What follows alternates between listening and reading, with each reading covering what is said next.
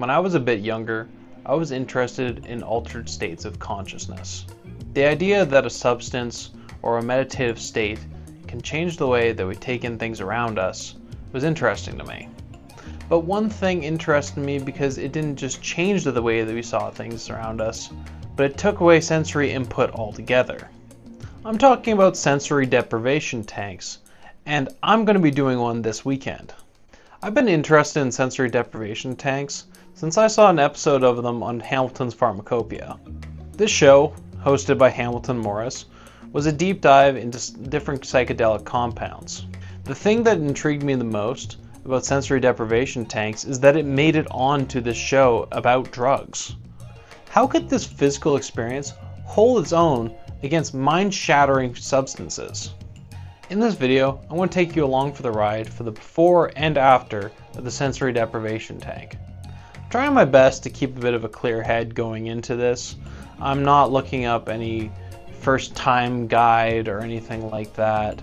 As well, all my research I did for this was a long time ago, so my slate is pretty clean.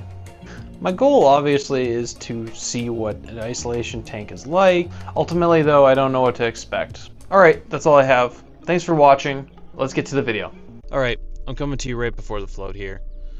I was just thinking about 3 things on my way down here. Number 1, I kind of hope this is like a spa day. Number 2 is that I don't really know what to expect, but I guess I hope it's interesting. You know, I hope it's not boring just sitting in a float tank with no sensory input. Like, not even just interesting, but like sorta interesting would be good enough. And number 3, a lot of things have changed in my life over the past year and a bit. And I guess I want to reflect on it, at least. Even if I am just stuck in a dark room, floating, I hope I can reflect on all the stuff that's happened and can come to an idea of where I should go now. Let's go float.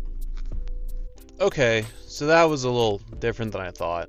It really wasn't as much of a experience as I thought it would be. It wasn't hard, it wasn't easy, it was really a non-experience. The guy in there, who was very helpful by the way, said it was more closer, floating is closer to meditation than it is something else, and sometimes it takes a couple times before you really feel relaxed, or you're really getting the outcomes you're hoping for. I realized I can't turn off my mind, and that I'm overthinking all the time, and I couldn't let it go as much as I wanted to. Before I get into all that though, I just wanted to quickly show you what the whole system looks like in there. I was in a dream pod, so I'll show a picture of that right now, as well as they had a shower in there, so you could like wash off before and after. The rules for the place is that you can't actually go in with a bathing suit or anything. You gotta be fully nude. It's a little cleaner for them to just tell you to be butt naked and shower before and after. So I guess I'll tell you a bit about the experience of the float. When you first go in there, they play music to warm you up, and then they also play music on the way out to let you know it's ending, before they abruptly say your float is finished. So I get in there, and it was actually before the music started playing, and then the music started playing, and I was kind of frustrated that the music was playing, because I was like, okay, I just kind of want to get into this, because I kind of known what the whole concept was, and then it was like, ugh, like you're playing music? Not cool. But the music ended up helping me out, because what happened was that basically once the music stopped playing, I was in a pretty relaxed mood and whatnot.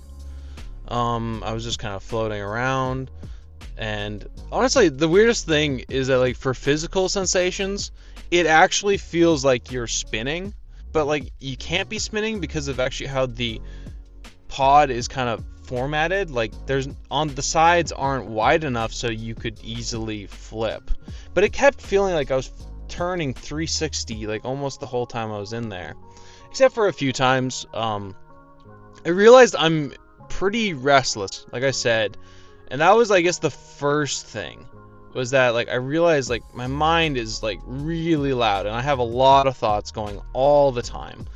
And I guess it was that's the meditative part of it, is that I had a really restless mind and that I was constantly thinking about stuff. And even like I told you, like before this, my idea was to reflect on things. I didn't reflect on a single thing. It was just that like I realize now that like I'm thinking almost too much. But I don't know. I like he told me that like you have to do a few floats to really kind of sink in there, and I definitely will do some, but like it feels like I almost need to practice like some meditation in the meantime to like kind of get to that place of quietness. And I don't know. It was really reflective in that way. Like I had a lot of thoughts, and it was like I was kind of unable to escape in a way, like, you know, thinking. And not only that, but like about halfway through I felt like bored almost. Like I felt restlessness. I was like moving my body and like just kind of being like I actually sat up at a point. At the beginning I felt my mind just kind of taking over and thinking too much, and then I became like restless and bored, and then I just kind of was wanting the experience to be over, but then I like not, because it felt good.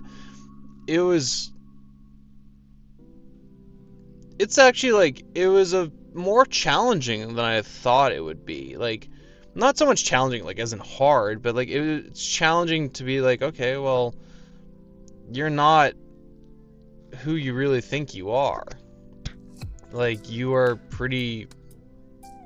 not as relaxed as you may think you are. And in that way I think it's pretty good. I'm definitely going to try this again. You know, I would recommend it if it's in your area and it's affordable to try this. Just as the Float Centers guy told me, it's more of a meditation practice rather than an experience. So if you're hoping to feel something cool or anything, I would definitely do something else. The only problem for me was at one point, I think somebody else showed up or somebody was walking around, and it was right at the beginning of the float, and because I'm naked inside this pod thing, and it felt like very close to me. I think maybe it was the guy turning off the lights in the room, but like I could hear it and I just became very fearful. I was just like, I'm naked in a tube and this guy is just like, I felt very vulnerable. So other than the slightly terrifying experience, the rest of it was very relaxing and meditative and challenging in a good way. I definitely recommend isolation tanks, and I hope that you can try it for yourself.